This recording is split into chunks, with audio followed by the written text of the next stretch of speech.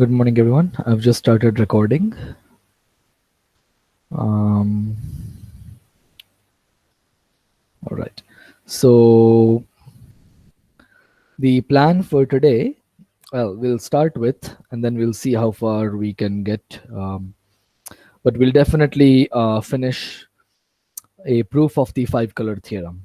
Okay, which says that every loopless planar graph is five-vertex colorable. Right. Before we go there, let's just take a minute and see what we did yesterday. So yesterday oh, sorry, this is not the right one. It's this one. Right. So yesterday we proved the six color theorem at the towards the end of the lecture, right? And that was a simple, well, that was a straightforward proof by induction using the fact that in any planar graph, there is always a vertex of degree at most five, right? So you can delete that vertex, color the remaining graph, which is planar by induction, and then you can introduce this vertex and give it the color which is not used by its neighbors. We picked a vertex whose degree was at most five, right? So at most five colors were used by the neighbors, and now I can give the sixth color to this guy. Good. So are there any questions in that proof? Was it all clear? Right, and the reason we cannot use the same approach to prove the five color theorem is because there are planar graphs where there is no vertex of degree 4. There are simple planar graphs in which every vertex has degree at least 5. So you cannot use the same approach to prove the five color theorem. You need something more sophisticated. Okay. All right. So you need some more structural information about the graph. That's basically what it boils down to. Okay, good. So you might ask, what is an example of such a graph? You will see an example on assignment 3. So I won't show the example here, but yeah, there are graphs where every vertex has degree at least 5. In particular, in the assignment 3, you will see a graph in which every vertex has degree exactly equal to 5. It's a very beautiful graph. Okay. But there are many more examples. Infinitely many, because if there were finitely many, then you would just deal with them and then use the same idea as to prove the six color theorem, but that's not the case. So today we want to prove the five color theorem. Okay, so let's just start with that. We have a loopless planar graph, and we want to show that it is five vertex colorable. Okay, we are going to use one of the assumptions, or one of the things we discussed yesterday, which is that you can keep adding more edges to the graph and convert it into a three connected triangulation. And now I will color the three connected triangulation, and the proper coloring of this will also be a proper coloring of the original graph, right? Just to give you a quick example of how this process works, supposing this is my graph G, right? Now, this is not a triangulation. There are faces which are not triangles. So then I will add edges so that I can turn each face into a triangle. You can add these edges any way you like. We still have a 4 cycle here. So maybe I'll add this. And now we have a triangulation. Observe that every single face in this graph is bounded by a 3 cycle. Okay. And triangulations on at least 4 vertices are 3 connected. That is something you can prove on your own. So we have a 3 connected triangulation. And if I prove that this graph is 5 vertex colorable, then clearly the original graph with fewer edges is also 5 vertex colorable. The same coloring works, right? Okay. So hopefully that's clear how we are doing this triangulation business, right? So in other words, when proving such a result, we can start with a graph that is a 3 connected triangulation. So let's begin.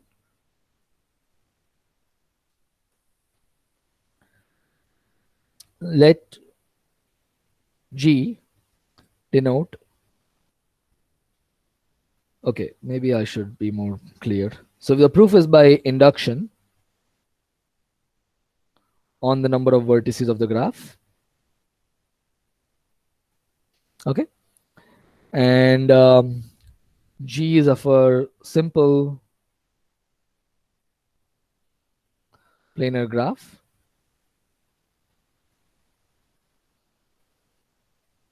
We may assume by adding more edges that G is a 3 connected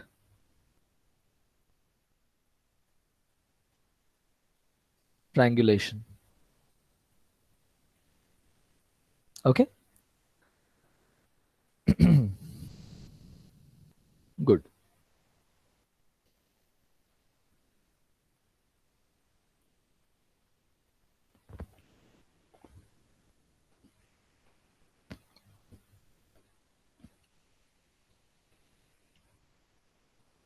So let's take a planar embedding of the graph. Because it's 3 connected, the planar embedding is unique. So let me not use two different symbols, G and G tilde. We use G to denote, in fact, when I use the term triangulation, it is implicit that I'm referring to an embedding. So we are referring to an embedding. Okay, because triangulation means every face is bounded by a cycle. So I'm taking an embedding, and in that embedding, every face is a triangle. Okay, and notice that for a triangulation, if in any embedding all the faces are triangles, then it's true for actually all embeddings. Also, because the graph is 3 connected, it has a unique embedding. So we can just work with the planar embedding of the graph. Okay, now we know that there is a vertex of degree at most 5. Okay, so let's pick that vertex. We are going to work with that vertex. So let V denote a vertex of degree at most 5. Right. Let's delete this vertex. The resulting graph is a planar graph. So it is 5 colorable, 5 vertex colorable. And I can try to extend the coloring to the whole graph G. The problem is that we could have exactly 5 neighbors, and each of those 5 neighbors uses one of the 5 colors. And then I don't have another color to use, right? So that's the problem. By the induction hypothesis, G minus V has a 5 vertex coloring. I should say a proper 5 vertex coloring, but if I forget, I generally mean proper.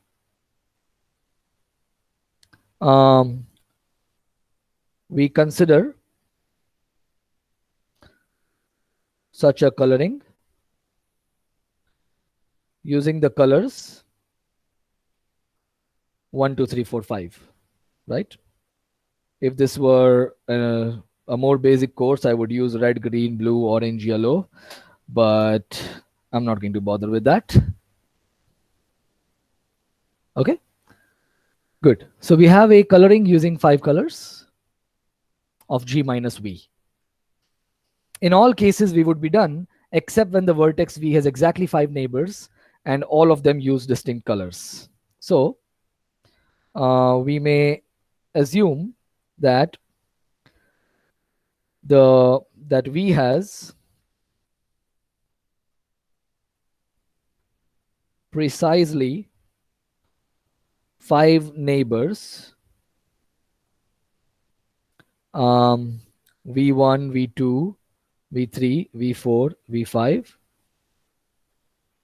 and they all use distinct colors. Why we may assume this? Well, otherwise we are done by the induction hypothesis, right? So there is some things to be written there, but I won't write that. Okay. So we've got 5 vertices which are neighbors of the vertex. They are using all the 5 colors. So I may adjust notation so that the vertex vi uses the color I. We may adjust notation so that vi uses color I. Okay. Are there any questions at this point? Any point where you feel that more explanation is required? If so, let's address it right now.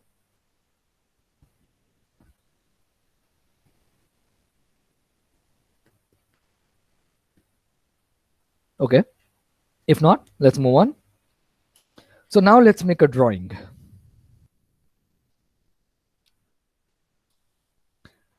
I want to remind you that in a 3 connected planar graph, the neighbors of any vertex lie on a common cycle. We have used this fact before when proving Krotowski's theorem as well, right? So if you look at any vertex V, all the neighbors will lie on a cycle which will be a facial cycle of G minus V, where you remove the vertex from the planar embedding. Okay?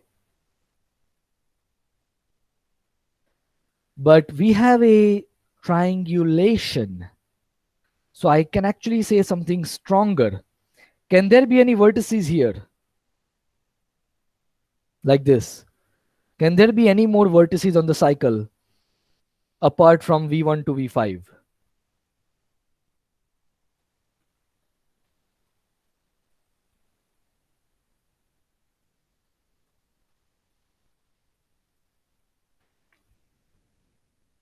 Anyone? No, right? There can't be any more vertices because then it's not a triangulation. It is not a maximal planar graph as we assumed, because I can add all of these edges and I will still have a planar graph, right? So because we have a 3 connected graph, we have this cycle. Because it is a triangulation, the cycle has exactly 5 vertices, V1, V2, V3, V4, V5. Okay. So since G is a 3 connected triangulation, all neighbors of V lie on a common cycle of length 5. They are the 5 neighbors. So maybe I should put the 5 neighbors. They lie on a common cycle of length 5. And this is a facial cycle of the graph G, the planar embedding, when I remove the vertex V, right? In other words, the drawing looks like this. I have the vertex V and I have these 5 neighbors, and clearly I can put them in cyclic order for the sake of convenience, like V1 to V5. Okay, so in other words, this situation does not arise where you have more vertices on the cycle. This situation leads to a contradiction because it's a triangulation.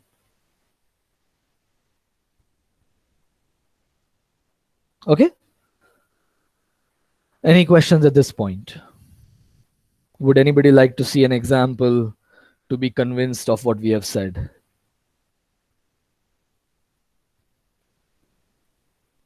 All right. If not, then this is what our graph looks like. Of course, there is more stuff in the graph. It's not this wheel that you see.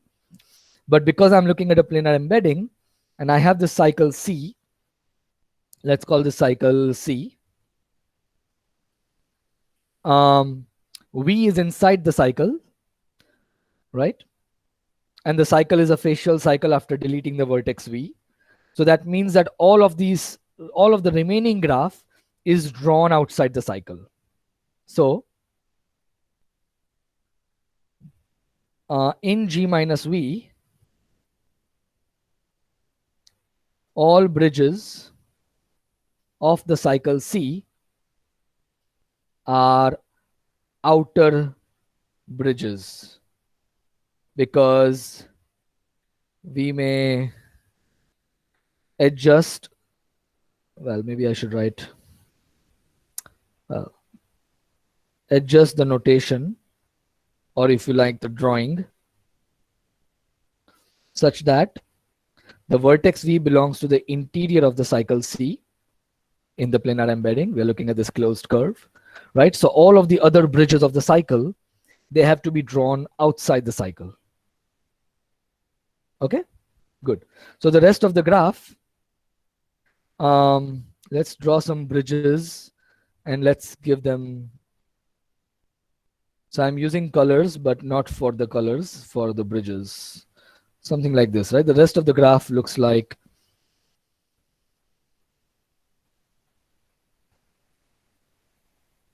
something like this, okay? There could be lots of bridges, I don't care. Okay? Good. All right. So how does the rest of the proof proceed? So we have the 5 different colors being used here, right? The color 1 is being used here. Color 2 is being used here. Color 3 is being used here. Color 4 is here. Color 5 is here, right? And the vertex V does not have a color because we are looking at a coloring of G minus V by the induction hypothesis that has a 5 vertex coloring. So we want to somehow claim that there is a way to extend this coloring. Clearly, you can't extend this exact coloring, but what we are going to do is we're going to modify the coloring that we have. We are going to argue that there is always a way to modify the coloring in such a way that V1 up to V5 will not use all different colors. We want to give 2 of the vertices. Okay, so we want to give 2 of the vertices the same color. So Anand, there's a question. If at least one vertex in C has degree less than 4, we are done. So we can assume the case where each vertex of C has degree 4 or more. Okay, let's see. If at least one vertex has degree less than 4, yeah, you're right. So if any of these vertices, you already see all of the neighbors, then you could, right. So for example, if V5 had degree less than 4, then I could give V5 the color 2, and then I could give V the color 5. Does that answer your question, Anand? So you're right. We can assume that. We are not going to need that assumption, but the proof we are going to do implicitly does use that assumption, if I'm not mistaken. Right? So you can make this assumption and proceed with that, but we won't be requiring that explicit assumption. Okay. So in fact, you can assume that all these vertices V1 to V5 have degree at least 4. But we won't write that down since we are not going to use that explicitly. Okay, good. But the plan is exactly what you're suggesting. We want to recolor this graph G minus V in such a way that the 5 vertices V1 to V5, they don't use all the 5 colors. They use maybe 4 of the 5 colors. Because if that happens, then I can give the 5th color to the vertex V and I'm done. Right? So that's the plan. The plan is to show that the graph G minus V can be recolored such so that V1, V2, V up to V5 do not use all the 5 colors. Okay, this is the plan. Okay, and as you can already see, we are going to use some theory of bridges to execute this plan.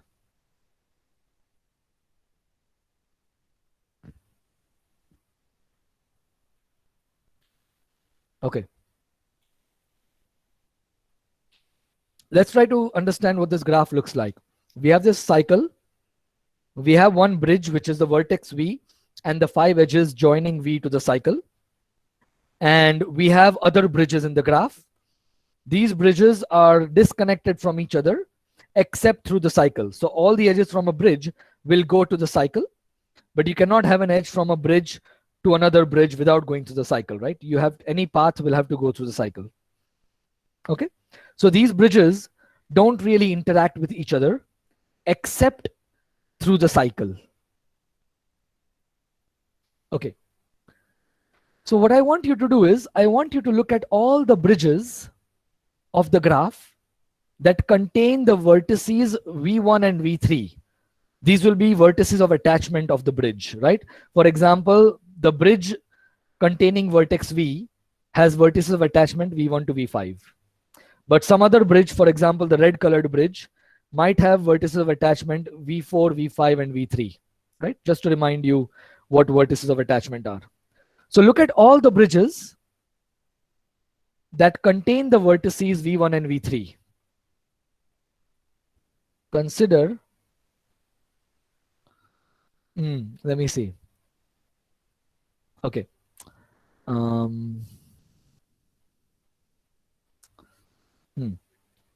Maybe that's not how I want to put it. Okay, let me put it in the following way. Suppose there does not exist a bridge of the cycle C that has both V1 and V3 as vertices of attachment. Supposing this happens, that there is no bridge of the cycle that has bridge of C in the graph G minus V, because otherwise the vertex V is such a bridge. So I don't want to look at vertex V. I want to look at other bridges. Okay. Supposing there is no bridge of the cycle in the graph G minus V that has both V1 and V3 as vertices of attachment. Okay. In other words, every bridge either has V1 as a vertex of attachment, but then it does not have V3, or it has V3 as a vertex of attachment, but not V1, or it has neither of them. In this case, I claim that I can do something. I can do something and execute the plan. Does anybody see how I would execute the plan?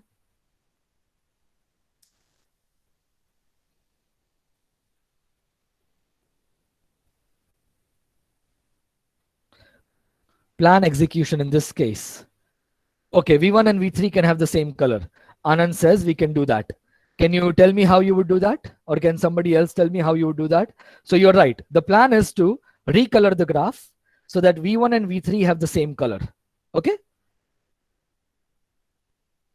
Does anybody see how I would do that?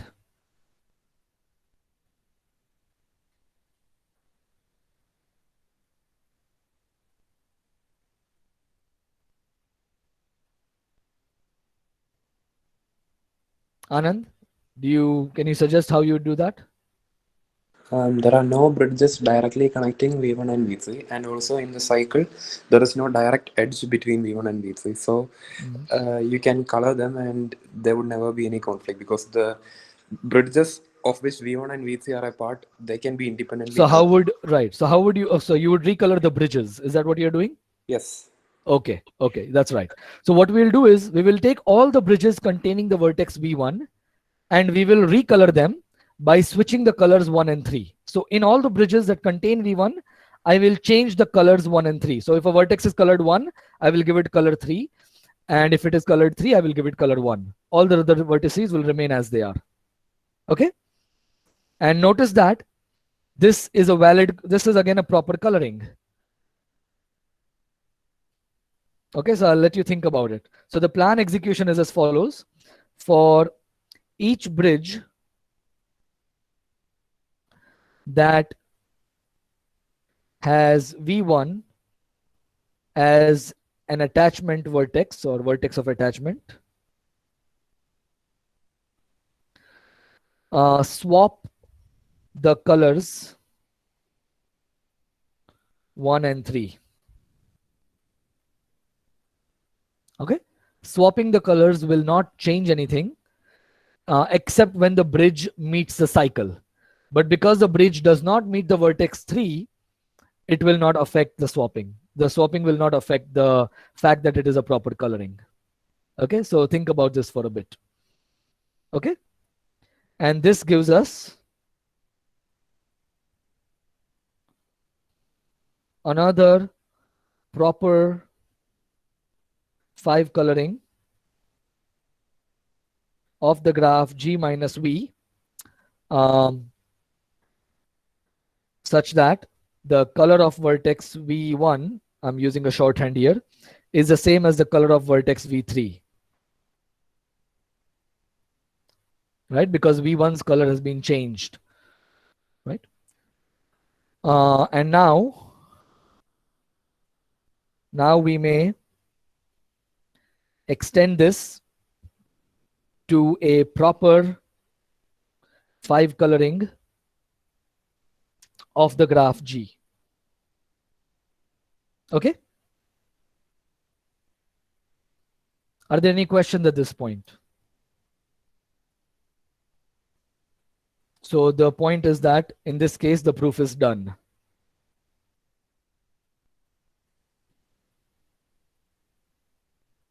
Okay, if there does not exist any bridge that has both V1 and V3 as vertices of attachment, then the proof is done. Okay, so now suppose that there exists a bridge, let's call it B13, why not, such that V1 and V3 are both vertices of the bridge B13. They are vertices of attachment, clearly. Okay, so there is some bridge which has both of these as vertices of attachment.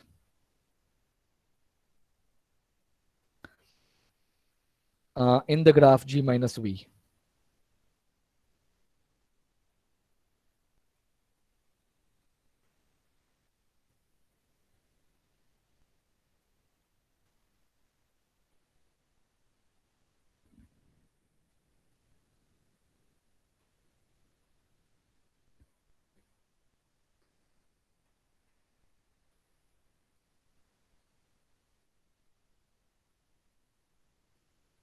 Okay,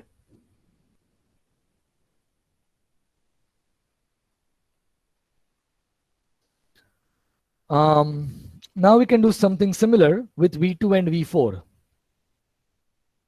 Okay, so again the same idea. If there is no bridge that contains both V2 and V4, then we are done by this exact analogous argument. So there exists a bridge containing both V2 and V4 as vertices of attachment. By an analogous argument,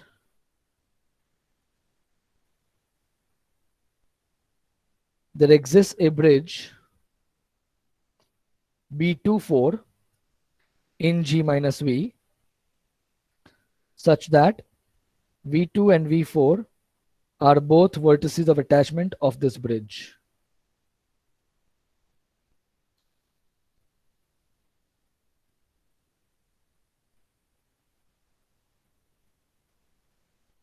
Okay,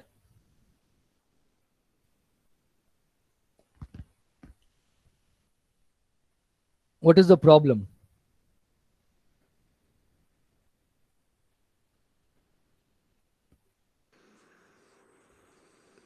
So like it has to be a common bridge, right? Because otherwise they might overlap because they are skew. Right, so if they overlap, if they are not the same bridge, then we are done, because then the two bridges overlap and that is a contradiction. Two outer bridges cannot overlap. So that is actually interesting, because when I was going through the proof, I was like, okay, B13 and B24 are two overlapping bridges. You have a contradiction, the proof is over. The problem is, what if they are the same bridge? What if it's the same bridge that has all of V1, V2, V3, V4 as vertices of attachment?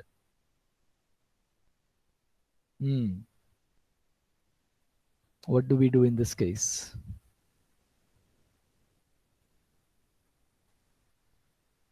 Mm. So, yeah, good.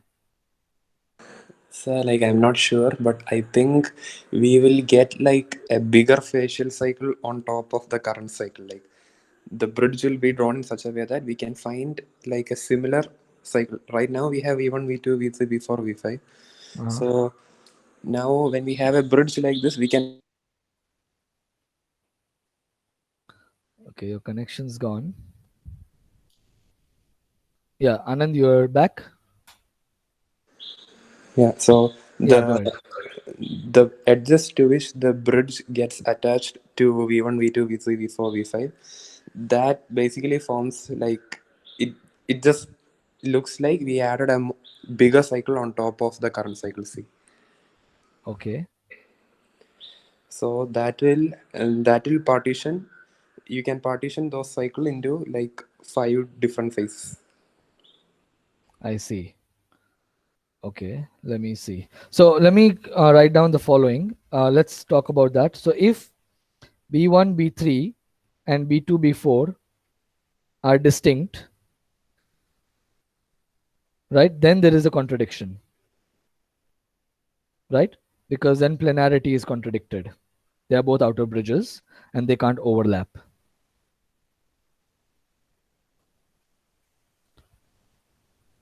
So now we are looking at the case where B1, B3 is the same as B2, B4, B2, 4, right? B1, 3 is the same as B2, 4. So what are you saying? So we have the cycle C, we have the vertex V.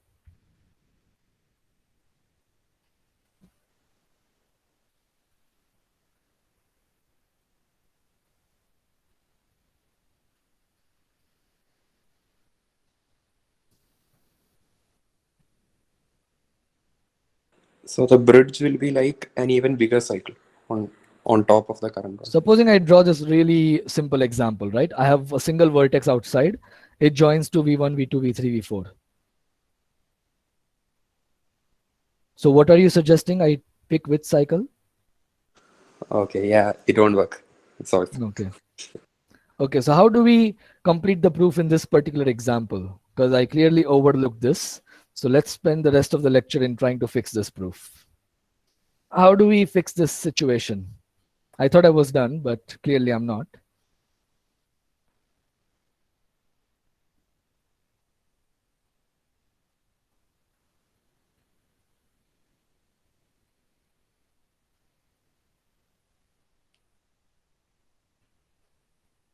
So can we make use of triangulations here?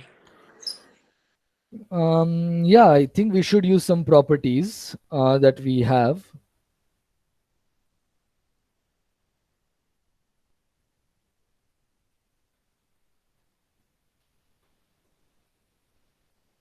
So we can say the following, right? There is a bridge containing V1, V2, V3, V4. But then by an analogous reasoning, the same bridge should also contain V5, right? I mean, I'm trying to jump steps here, but does that make sense? That if we can prove that there is a bridge containing all the four vertices V1 to V4,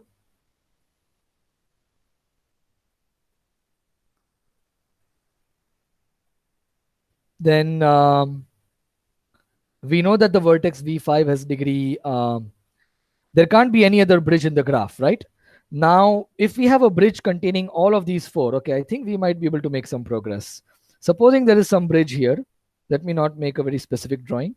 It contains all of V1, V2, V3, V4 as vertices of attachment, right? So this is our bridge B13, which is the same as B24, right? Um, Now, can the graph have any other bridges?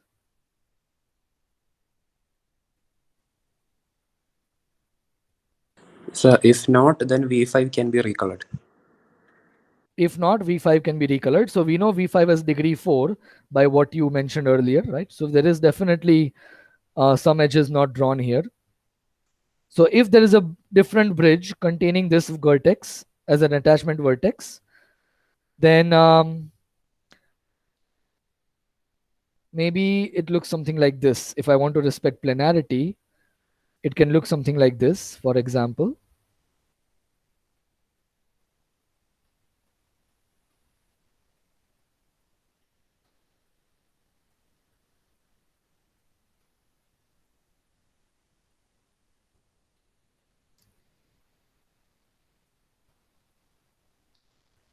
Oh, I think that we can do something.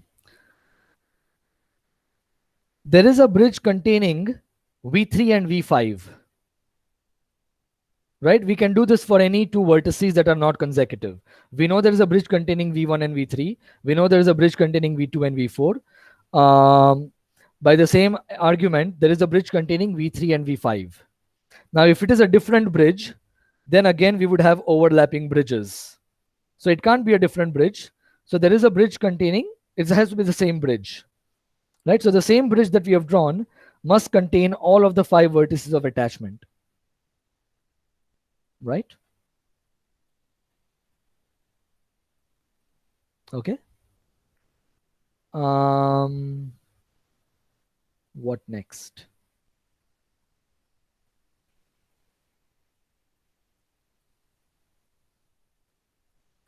I claim that this is the only bridge in the graph apart from the vertex V, which is also a bridge of the cycle along with the 5 edges. Because if there is any other bridge, its vertices of attachment by planarity have to be 2 consecutive vertices. Otherwise, you will get overlapping bridges and you'll contradict planarity. But now you have a 2 vertex cut.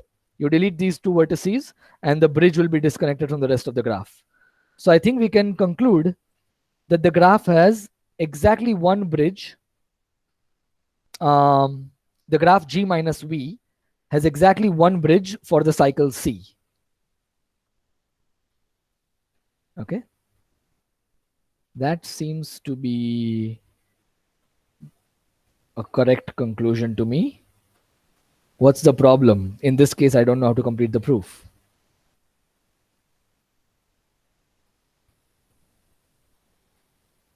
For example, my graph could be this very simple graph that looks like a wheel.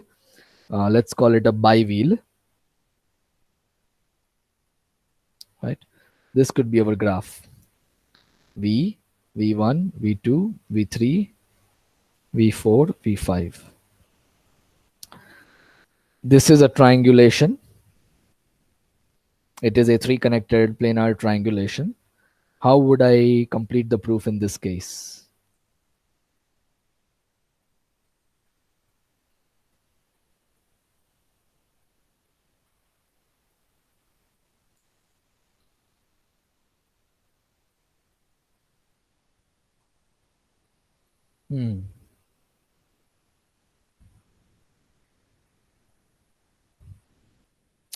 Okay, I'm going to take a quick look at Bondi Murthy and see what they do, but I have a feeling that they may have also missed something. I do know another proof of the 5-color theorem, but this one I don't see how to fix it.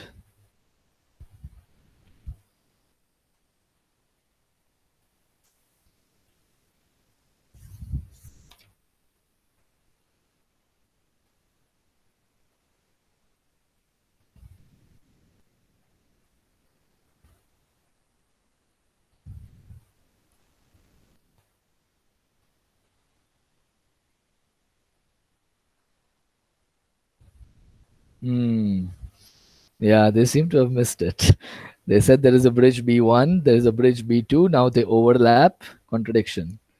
But they could be the same bridge, in which case they don't overlap. Interesting. Okay.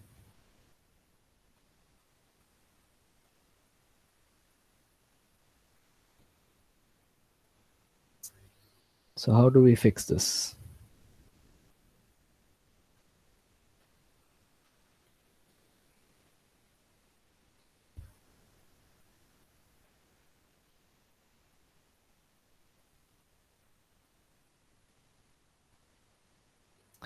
Of course, in this particular example, I have vertices of degree 4. So, but what could happen is I could have an example with one bridge and each of these having 2 neighbors there. I want every vertex to have degree 5. So then I have to have 3 neighbors there. Is this possible? That's too many things to draw. Hmm.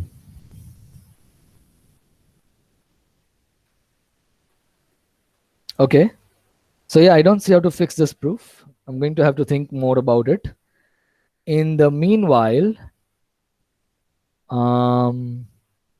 does anybody have any ideas how to fix this?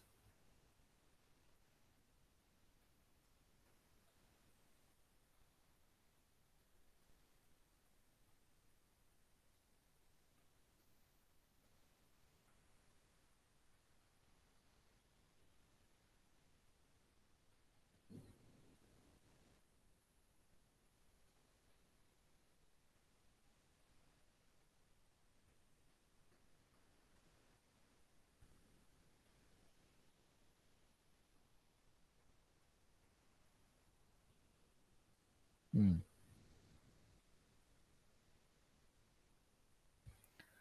Okay. So let me do the following. We have another 7 minutes. Maybe I'll show you another proof of the 5-color theorem that I was planning to put on the assignment, but well, too bad. Not all plans can be executed. So let's try to fix this in the next lecture. Um, let's try to fix this. We will try to fix this in the next lecture.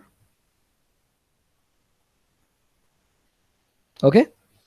In the meanwhile, let's see if I can reproduce proof of the 5-color theorem that I used to do for my previous courses in Waterloo. Okay, an alternative proof.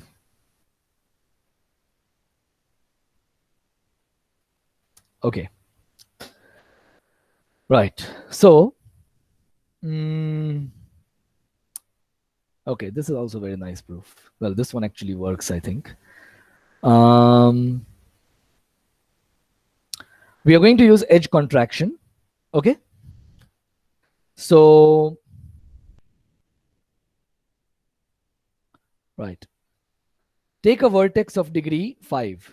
So V is a vertex of degree at most 5. By the same argument as before, if we have a vertex of degree, if the vertex has degree less than equal to 4, then we are done by induction. So this is also by induction on the number of vertices of the graph. Okay. It does not use the theory of bridges, but it uses Krutowski's theorem. In fact, a very small part of Krutowski's theorem. So there is a vertex of degree at most 5. And by the same argument as before, we can assume that the degree is exactly 5. We may assume that degree of V is equal to 5, otherwise done by induction hypothesis, by the same trick that we use for the 6-color theorem. Okay. So let's call the neighbors the same way, V1, V2. Yeah, V1, V2, V3, V4, and V5. Okay. And we are looking at a planar embedding. So we have a planar embedding.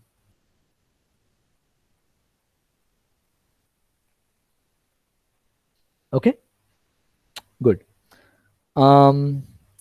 It is somewhat similar to the previous approach, but not really. What we will do is we will contract 2 edges.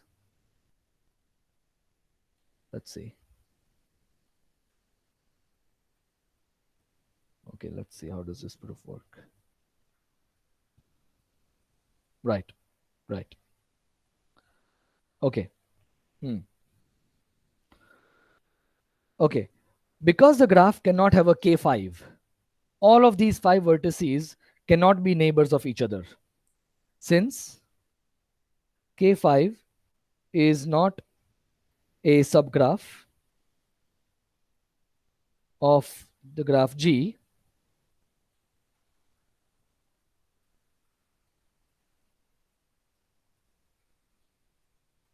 Right, and we can also take a triangulation. Do we need that?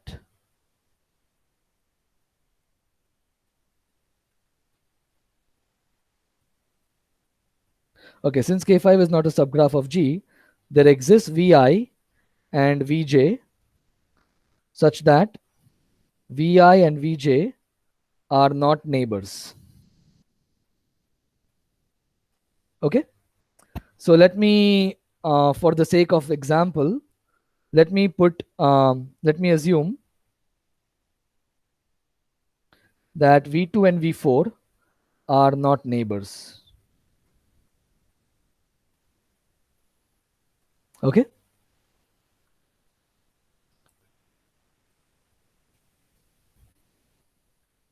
Now the plan is to contract these two edges. Let's call this edge E2 and let's call this edge E4. Okay. So let's contract the two edges and we'll get another planar graph, where another way to think of it is you make this whole part a single vertex and keep the rest of the graph as it is.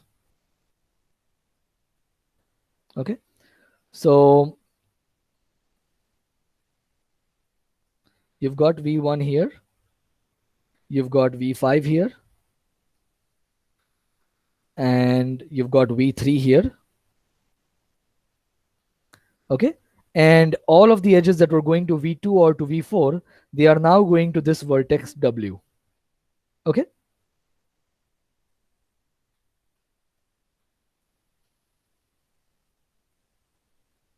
This is a planar graph.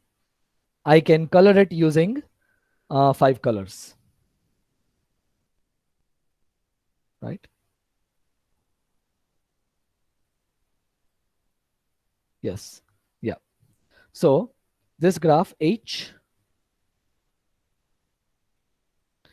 is planar,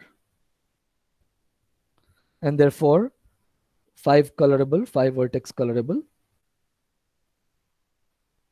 by the induction hypothesis. Okay, so I'm going to take a 5 coloring of this graph and extend it to a 5 vertex coloring of the original graph. Okay, the good news is that V2 and V4 are not adjacent, so they can get the same color. And I will give them the color that is the color of the vertex W. Okay, so let's take a 5 vertex coloring.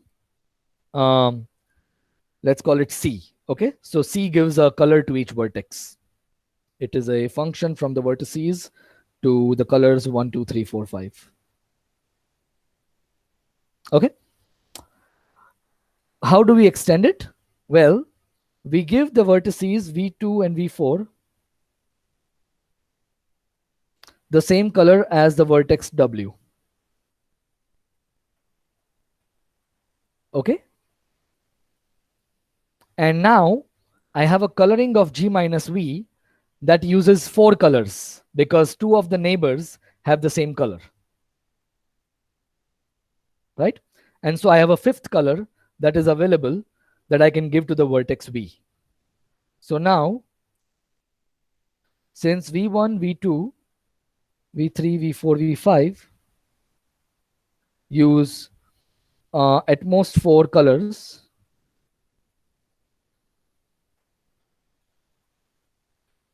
we may assign the remaining color to the vertex V. And that is it.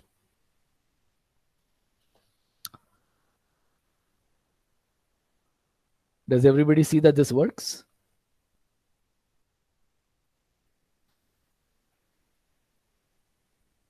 In fact, there was no need for me to choose V2 and V4. It could have been very well V2 and V3. It doesn't matter. Okay. So they don't have to be, they don't have to appear non-consecutively on the cycle, because I put the vertices V1 to V5 in order. So the two vertices that are not adjacent could either be consecutive like V1 and V2, or they could be non-consecutive like V1 and V3. and the proof does not rely on the order. Okay, so this assumption is without loss of generality. So now that we go through this proof, are there any questions on this proof? So apologies for not being able to fix the first proof. We'll try to fix that in the next lecture.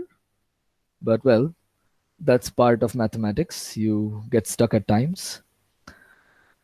But this proof, is it clear?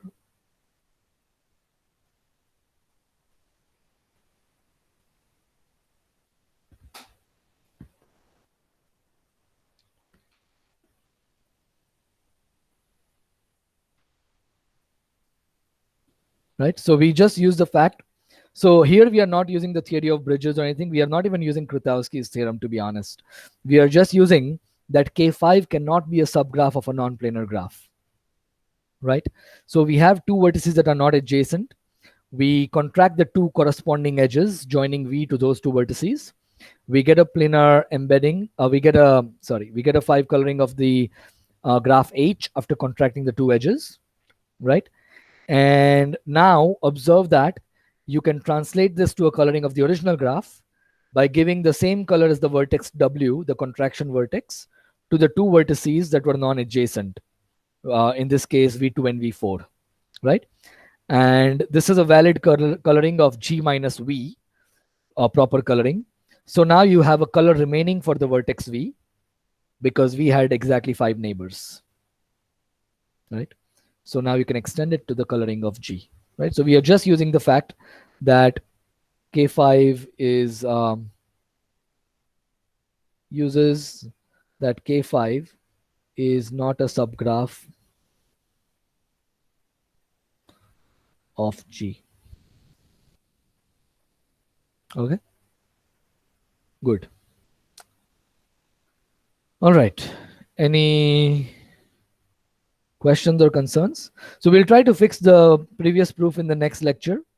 I will try to fix it, or I will try to see if I find a fix somewhere.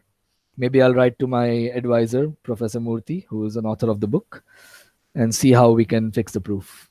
But as it is in the text, it seems that there is a flaw. Okay, good. So anyways, I'm still here for another 5 minutes. If there are any questions, please go ahead.